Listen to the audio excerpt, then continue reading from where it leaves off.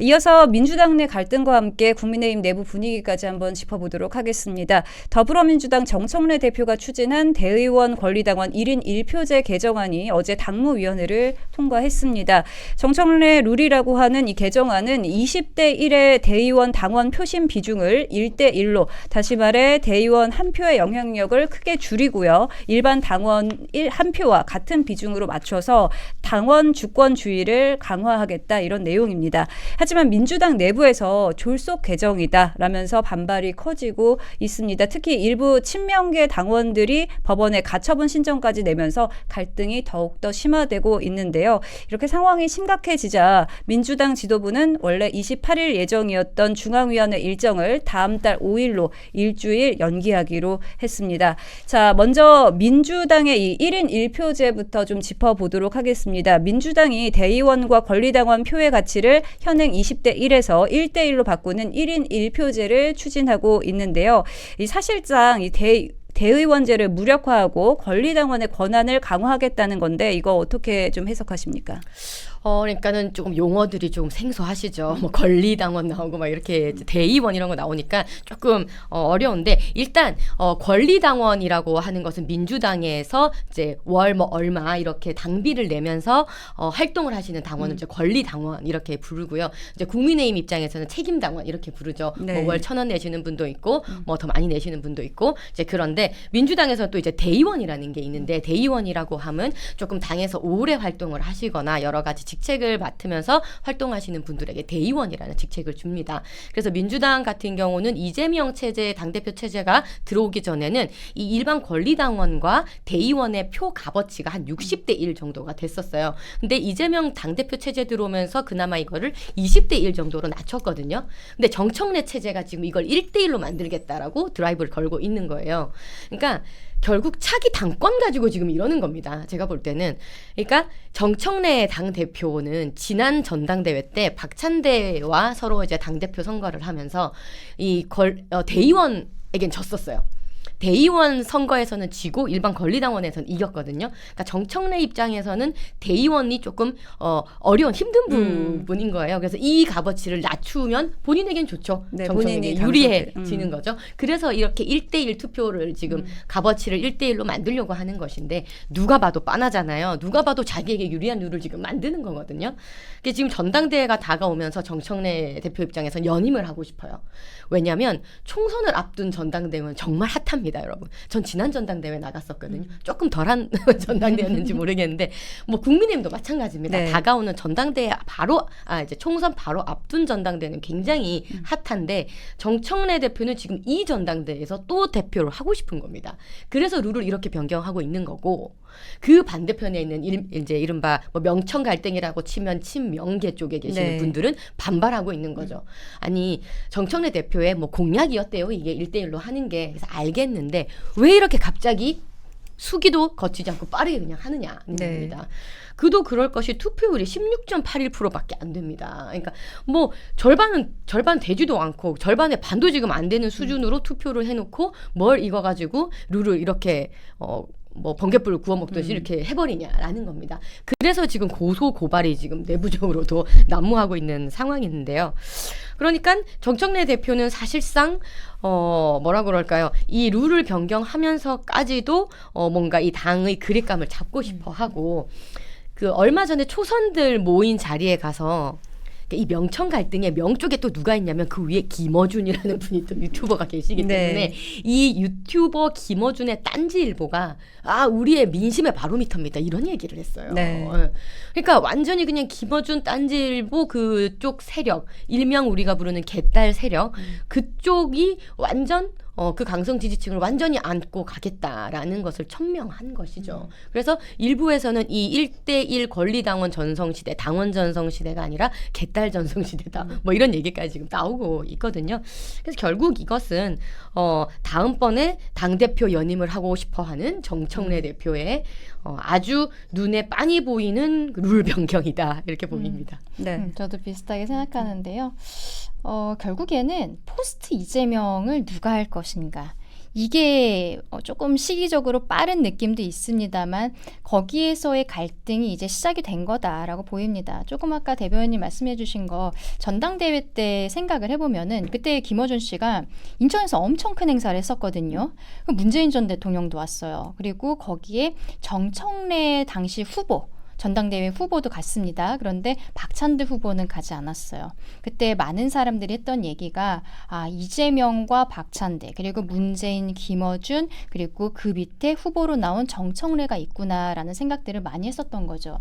이재명이라는 사람이 민주당에서 실상 주류는 아니었잖아요. 뭐 적자라고 볼 수도 없는 사람이 어쨌든 대통령이 되어서 권력을 잡았음에도 불구하고 민주당에서는 이 사람이 그동안에 결이 다르다라는 이유로 이미 이 다음번을 특히 총선을 통해서 다시 한번 본인의 원래 주류로 넘어가고 싶은 모습들을 보이고 있는 것이 아닌가 생각을 합니다. 결국에는 이재명 대통령 입장에서는 이재명 대통령과 그쪽 친명계에서 뭐라고 하기도 어려운 게 당원 주권주의에 대해서 강화했던 것은 이재명 대통령이 당대표 시절부터 했었던 방향성은 맞거든요. 네. 그러니까 그 방향성에 대해서는 말을 못하고 속도가 왜 이렇게 빠르냐라고 이야기를 하고 있는 거예요. 근데 본인들도 속도가 낮지 않았습니다. 이런 것들은 모두가 알고 있어요. 그리고 이렇게 싫어하는 거가 생각해보면요. 또 작년 총선 과정에서 공천할 때 친문계가 대거 탈락을 했잖아요. 알 수 없는 하위 10% 20% 받으면서 이유도 알려주지 않고 그런 식으로 해서 더민주혁신의 원의 이재명 지지 그룹이었는데 그분들이 31명이 대거 원내로 들어왔어요. 그래갖고 최대 개파가 됐거든요. 이런 것들을 본인들 스스로가 경험을 했기 때문에 이렇게 갑작스러운 변경에 있어서 더 경기를 일으키는 것이 아닌가 이런 생각이 드는데 이게 결국 내년 지방선거 그리고 앞으로 더 강화될 것 같다. 이 갈등은 쉽게 끝날 것도 아니고 문재인 전 대통령 잊혀지고 싶다더니 이제 유튜브도 하잖아요. 네. 본격적으로 활동하겠다는 거거든요. 정치 활동을 하겠다는 거죠. 앞으로 어떻게 될지 좀 지켜봐야 될 것 같습니다. 네, 민주당 내 심상치 않은 분위기까지 짚어주셨는데요. 이번에 국민의힘으로 좀 넘어가 보도록 하겠습니다. 국민의힘도 당원의 권한을 늘리는 방향으로 가고 있습니다. 내년 6.3 지방선거 경선을 당원 투표 70%, 국민 여론조사 30%로 추진하겠다라고 오늘 밝힌 건데요. 당심 반영 비율이 기존 50%에서 늘어난 건데 이건 좀 어떻게 평가하십니까? 정상으로 돌아가고 있다. 저는 이렇게 평가를 합니다. 정당 활동 그리고 정당이라는 것은 결국 그 당 안에서 함께 집단적 이렇게 같이 함께 가는 그런 이제 당 활동이 정당이지 않습니까? 그 정당 활동을 하면서 당심이 없이 하려면 무소속하지 정당 왜 합니까? 저는 당연히 정당 활동을 하는 특히나 이 지방선거나 이런 선거에 선출직으로 나서는 사람이라면 그 당에 대한 당심은 당연히 있어야 되는 게 기본 디폴트 값이라고 생각을 해요. 근데 물론 우리가 이제 정당의 운영에 있어서 당심과 민심이 일치해지도록 나가는 것이 목표겠죠. 근데 많이 그것이 괴리가 되면 될수록 그것이 우리의 숙제는 맞습니다만 지방선거를 앞두고 선출직을 내세울 때 우리가 공직자를 추천하는 즉 공천을 할 때 당심을 가지고 그 비율을 높여서 추천한다는 것은 전 당연한 수순이다 이렇게 생각을 합니다. 그래서 지금 이제 장동혁 대표께서는 이제 내년 지방선거를 앞두고 굉장히 지금 대한민국이 무너져 가고 있는 상황 속에서 이 지방선거는 그야말로 체제 전쟁이 될 수 있다. 이 대한민국을 살리냐 못 살리냐의 그 중차대한 선거로 우리는 보고 있기 때문에 그 안에서 이 단일 대우로 당의 목소리를 함께 내면서 함께 싸울 수 있는 사람이 우리가 최전선의 선출직으로서 공직자 추천을 해야 된다. 이렇게 하는 기조가 지금 이제 가고 있다. 이렇게 보시면 되겠습니다. 네, 말씀드린 이제 국민의힘 역시 당원 의견을 강화하는 건데 그 배경과 의도가 민주당과는 좀 다르다 이렇게 분석할 수 있겠네요. 근데 지금 뭐 70% 당원 70% 여론조사 30% 이게 룰이 완전히 확정된 것은 아니거든요. 근데 이 방향성에 대해서 이때 나경원 의원이 지방선거 총괄기획단 단장으로서 입장을 밝힌 것이고 당 대변인은 여기에 대해서 지금 명확하게 정리된 것은 아니다라고 이야기를 하고 있습니다. 근데 어쨌든 지금 저희 당원들이 일반 국민들과는 여론이 좀 다른 것이 아니냐 이 부분을 우리가 각종 여론 여론조사 수치에서도 어느 정도 좀 볼 수 있다라고 생각을 하거든요. 당이 참 여러 가지를 열심히 하고 있고 특히 이재명 대통령 체제에서 뭐 대장동 항소 포기 사태를 넘어서서 헌법을 무력화하려는 시도들 굉장히 많잖아요. 뭐 사심제를 만든다든지 배임죄를 없애버리겠다든지 그리고 이제는 판사들에 대해서도 본인들이 뭐 징계를 하고 뭐 이런 이야기들을 계속하고 있는데 이러한 이야기들이 나와도 저희 국민의힘의 지지율이 올라가고 있질 않아요. 여기 국민들이 어떻게 보면은 민주당과 정부가 너무 폭주하고 있다는 걸 아시면서도 왜 우리 국민의힘에게 사랑을 주지 않으시는가. 돌아오시도록 저희가 적극적인 구애를 해야 된다고 생각을 합니다. 그러니까 저는 당원 비율이 70%가 넘는 것, 넘고 뭐 이런 것들이 아니라 우리가 당원들 안에서 많은 의견들을 수렴할 수 있도록 더 중도 보수의 당원들이 들어올 수 있도록 뭐랄까요? 공간을 열어줘야 된다라고 생각을 해요. 근데 지금 저희 당에서는 결국 뭐 이야기를 안 할 수 없는 부분이 친한계와의 관계 설정을 어떻게 할 것인지 이게 지금 정리가 안 되고 있거든요. 장경태 대표 같은 경우에는 전당대회 과정에서 어느 정도 좀 강성 지지층에게 소구하면서 당선이 됐다는 것은 부인하기 어려운 사실이고요. 그리고 그 과정에서 한동훈 대표가 보여줬던 이야기들 뭐 최악, 차악 이런 표현들을 쓴다든지 그리고 지난 대선 과정에서 한동훈 전 대표가 다른 후보들 같은 경우에는 굉장히 열심히 좀 그 단상에도 오르고 이런 모습들이 있었는데 초반에는 본인 유튜브만 하면서 오프라인으로 나오지 않았고 오프라인에 나왔을 때는 김문수란 글씨가 없는 셔츠를 입고 있었죠. 본인은 뭐 김문수 라고 박혀져 있는 옷을 못 받았다라고 이야기하지만 이미 그렇게 이름이 적혀져 있는 옷을 입고 선거운동을 하는 분들도 많았던 것입니다.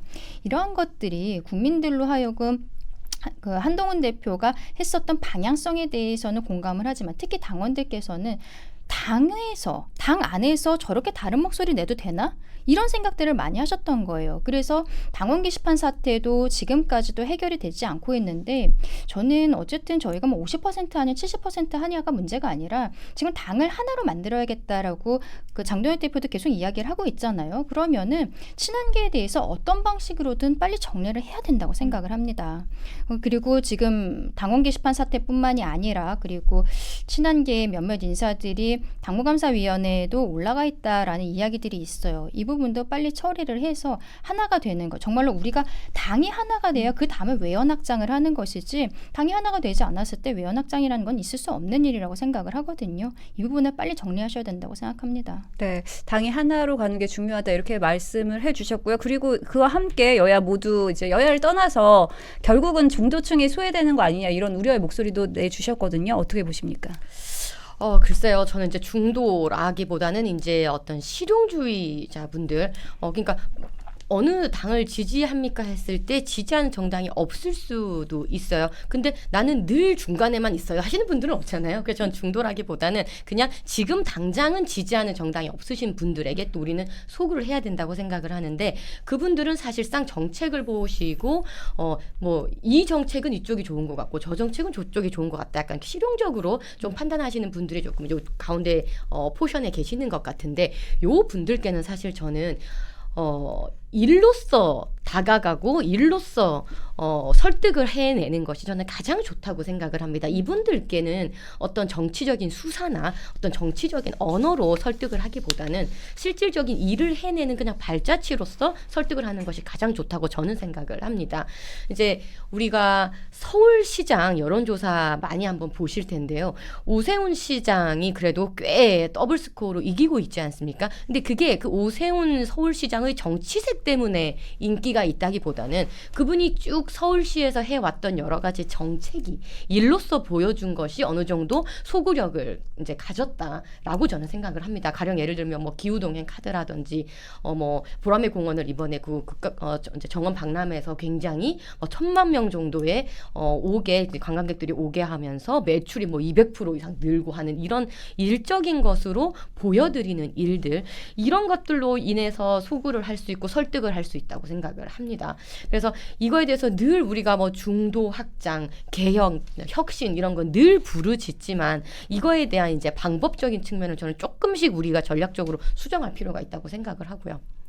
그러니까 늘 뭐라고 할까, 여론조사를 보면서 왜 우리가 저 반사이익을 갖지 못하냐, 이재명 정부 저렇게 지금 엉망진창으로 하고 있는데 왜 우리가 그 반사이익을 갖지 못하냐라고 안타까워하시는 분들 많이 계시는 걸로 아는데, 뭐 여론조사 여러 종류가 있죠. 근데 최근에 여러분들 보시면 그래도 뭐 조원, ENC, ENI 최근에 나온 또 여론조사를 보면요, 2,000명 정도로 조사를 했는데 오차 범위 안에 또 접전입니다. 민주당과 국민의힘의 또 접전이고, 또 장동혁 대표가 또 차기 대권 주자로도 1위를 차지한 그런 여론조사도 있고, 또 하나 윤석열 대통령의 탄핵 전국에서 지난 2025년 2월에 보면 우리 당의 지지율이 50%도 넘었던 적도 있습니다.